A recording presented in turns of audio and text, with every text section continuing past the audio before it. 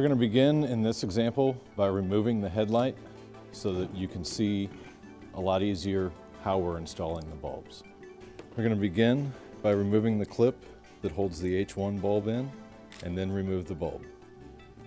Installation is as easy as reversing the procedure. After you get the headlight in, you'll want to spread the heatsink out to ensure maximum cooling. Now we've placed the heatsink into the headlight housing so that we can put the dust cover back on. This is another way to make sure that the headlight runs even cooler. Cut a hole in the dust cover and feed the copper-braided heatsink through the hole, along with the wiring for the driver.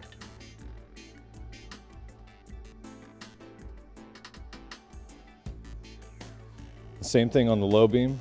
We're going to feed the LED wires through along with the copper-braided heatsink. Now we're going to reinstall the headlight housing back into the vehicle.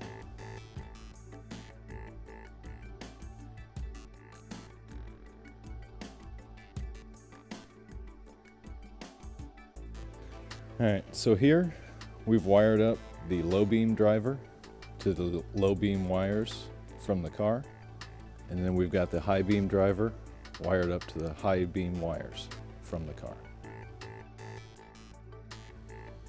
Now we have one side done, and we're going to move over to the other side.